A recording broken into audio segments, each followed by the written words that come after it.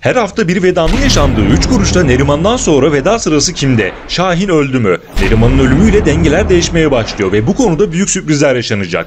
Baybars ve Kılıç'ın yeni hamlesi herkesi ekranlara kilitleyecek. Leyla'nın vurulmasından sonra intikam planları yapan Kartal, Efe ve Çetin'den bomba bir plan izleyeceğiz. Geçtiğimiz bölümde öyle bir detay verildi ki yeni bölümlerle ilgili çok büyük bir ipucu oldu. Öte yandan Kılıç'ın bomba hamleleri ve şaşırtacak olaylar herkesi heyecanlandıracak. Birazdan tüm bunlardan kısaca bahsedeceğiz. Şimdi hemen başlayalım.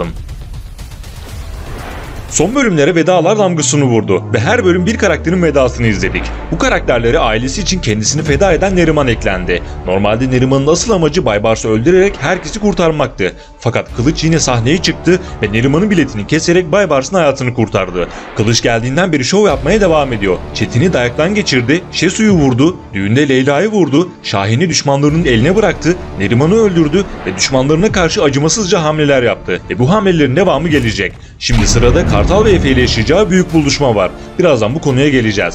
Evet, Neriman'ın ölmesiyle herkes derinden sarsılacak. Baybars bu duruma fazlasıyla üzüldü ve yapacağı ilk hamle kendini toparlayarak yeniden hayvanat bahçesine benzeyen mekanına dönüş yapacak.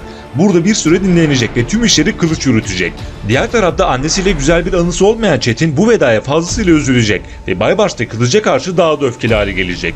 Kartal ve Efe ise hem Leyla'nın vurulmasıyla hem de Neriman'ın ölmesiyle Baybars'a ulaşmak için yeni adımlar atacak. Ancak Baybars'tan önce karşılarında Kılıç'ı bulacaklar. Kısacası tüm bu yaşananlardan sonra herkes kenetlenecek ve yeni bölümde büyük fırtınalar kopacak. Şimdi gelelim asıl bomba konuya. Geçtiğimiz bölümde iki önemli detay verildi. Bu detaylar yeni bölümlere adeta ışık tuttu. Her iki detayı da dizimizin babaannesi Saliha verdi. Birincisi, Leyla'nın vurulmasından sonra Saliha Oktay'a bugünden sonra her şey daha zor olacak dedi. Kartal'ı ise geride kalanları nasıl koruyacaksın onu düşün dedi. Tüm bunlar Kartal ve ailesinin çok daha zorlu günlerin, acı vedaların beklediğinin birer sinyali oldu. Kartal sevdiklerini korumak için elinden geleni yapacak ancak olumsuz senaryolar devam edecek.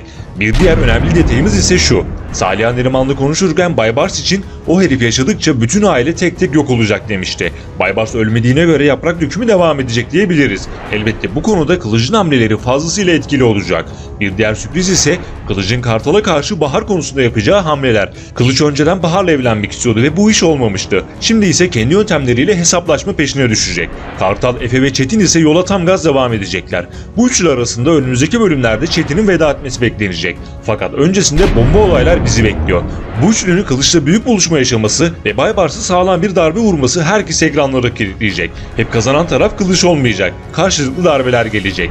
Kartal, Efe ve Çetin çevresindeki adamlardan da destek alarak kritik bir plan hazırlayacaklar. Bu sahneleri şimdiden meraklı bekliyoruz. Şimdi gelelim Şahin'in ölüp ölmediği konusuna ve diğer sürpriz mevzulara. Kılıç Şahin'e neden güvenmemesi gerektiğini bir kez daha anladı ve bedel ödemesi gerektiğini düşündü. Bunun için de Şahin'e kritik bir görev vererek ateş hattına yolladı. Üzerine bir de Efe'nin malları patlatmasıyla Şahin iyice köşeye sıkıştı ve sonucuna vuruldu. Ancak Şahin'in ölmesi beklenmiyor. Ağır yaralanan Şahin bir şekilde kurtulmayı başaracak ve halasının ölümüyle bir şok daha yaşayacak. Eğer Şahin ısrarla Kılıç ve Baybars'ın yanında durmaya devam ederse ezile ezile yavaş yavaş yok olacak. Bunun olmaması için kendisini Kartal'a ve ailesine affettirerek taraf değiştirmesi lazım. Öte yandan en mutlu günlerine gölge düşen Leyla ve Efe ise adım adım mutluluklarını yaşamaya başlayacaklar.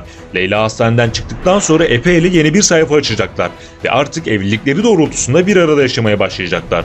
Bunun yanı sıra önümüzdeki bölümlerde Kartal ve ailesinin yeniden mahalleye dönüş yapması bekleniyor. Son yaşananlardan sonra imajı yerle bir olan Şahin artık mahalledeki liderliğini yeniden Kartal'a devredecek. Fakat finale doğru hızla ilerlerken aileden geride kalanların önünde çok zorlu bir süreç olacak.